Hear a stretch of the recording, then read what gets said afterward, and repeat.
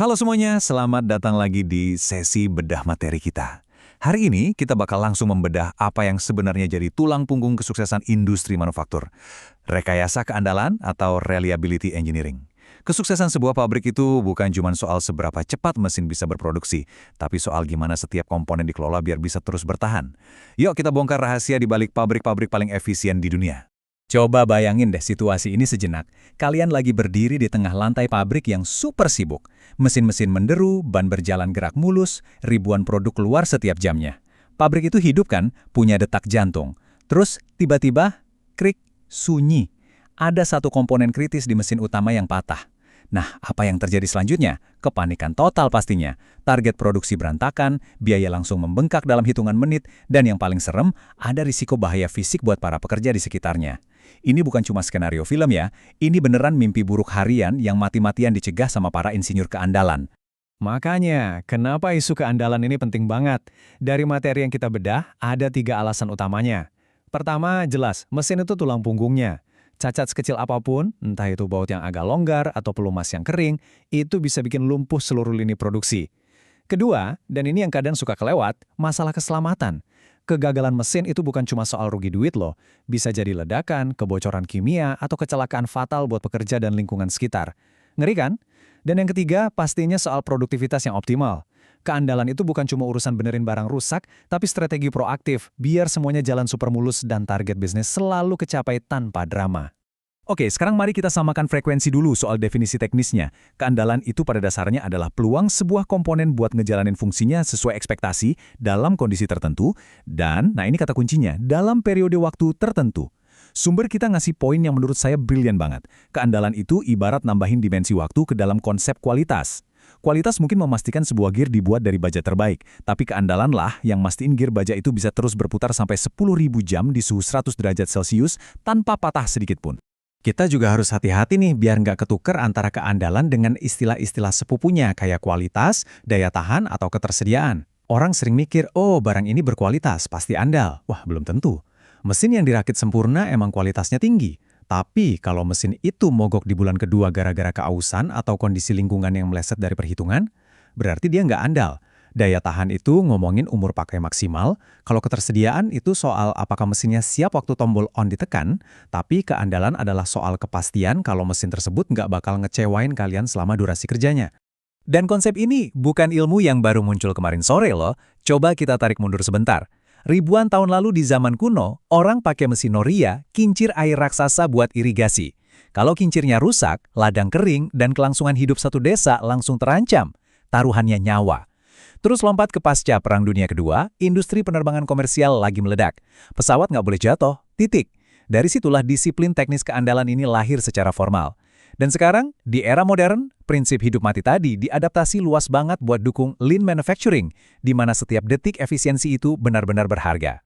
Pertanyaannya, gimana cara kita ngukur hal yang kelihatannya abstrak ini? Disinilah matematika masuk ke lantai pabrik. Pertama ada failure rate atau tingkat kegagalan, alias seberapa sering sih rusaknya. Terus ada MTBF, mean time between failures. Ini krusial banget. Kalau mesin rusak, dibenerin, terus rusak lagi, MTBF ngukur rata-rata waktu damai di antara dua kerusakan itu. Makin tinggi angka MTBF-nya, makin nyenyak tidur kalian. Terus kita juga punya distribusi eksponensial. Ini pada dasarnya model statistik buat nebak kapan mesin yang lagi beroperasi normal tiba-tiba bakal menyerah. Bisa dibilang ini upaya manusia buat meramal masa depan mekanis. Terus gimana cara para insinyur ini ngelakuin ramalan tadi? Mereka punya beberapa alat analisis keren. Bayangin kalian itu detektif yang harus mencegah perampokan bank sebelum terjadi. Alat pertama kalian itu RBD, buat metain denah ruangan dan ngeliat kalau satu kamera mati efeknya ke sistem lain apa. Lalu ada FTA atau Fault Tree Analysis. Ini pendekatannya dari atas ke bawah. Kalian bayangin banknya udah kebobolan, terus ngelacak dari mana aja sih malingnya bisa masuk. Kebalikannya ada FMEA yang kerja dari bawah ke atas. Kalian ngeliat ada jendela rapuh nih, terus mikir bencana apa yang bakal terjadi kalau kaca ini pecah. Semua temuan ini ujung-ujungnya bermuara ke RCM, buat nentuin tindakan pencegahan yang paling efektif biar mesin tetap nyala optimal. Terstruktur banget kan? Oke, cukup dengan teorinya, mari kita bawa ini ke dunia nyata. Sumber materi kita punya studi kasus yang menarik banget dari PT Lombok Gandaria, sebuah pabrik produsen kecap manis dan saus. Mereka nyoba nerapin analisis keandalan di 3 mesin paling kritis di lini produksi mereka. Hasilnya? Mesin mixer rusak 16 kali, bikin downtime 0,71%. Mesin gilingan lumayan lebih rewel, rusak 33 kali. Tapi, titik fokus permasalahannya justru ada di mesin ketiga, pompa rotary lobe. 75 kali? Ya, bayangin, pompa itu mengalami kegagalan sampai 75 kali selama masa operasinya. Kebayang nggak sih gimana frustrasinya operator di lapangan? Angka ini nyumbang downtime hampir 2%.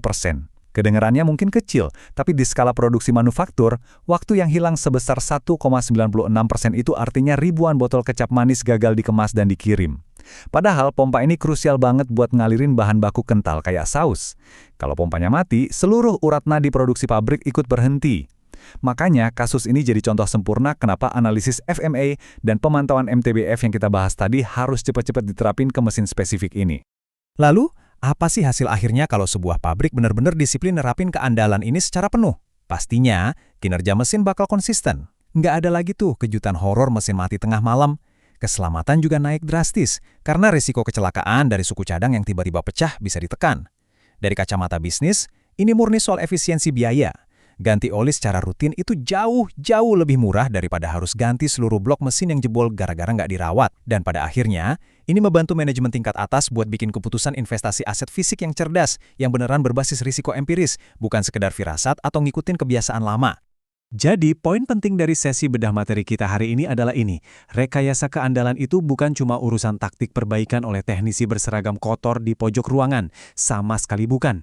Ini adalah fondasi strategis. Ini investasi jangka panjang buat ngebangun operasi manufaktur yang tangguh dan punya keunggulan kompetitif di pasar global. Setiap rupiah, setiap jam yang kalian investasikan buat ngitung tingkat kegagalan dan ngelakuin pencegahan, itu adalah modal mutlak buat masa depan industri yang lebih aman dan tentunya lebih menguntungkan. Dan itu bawa kita ke pertanyaan pamungkas ini.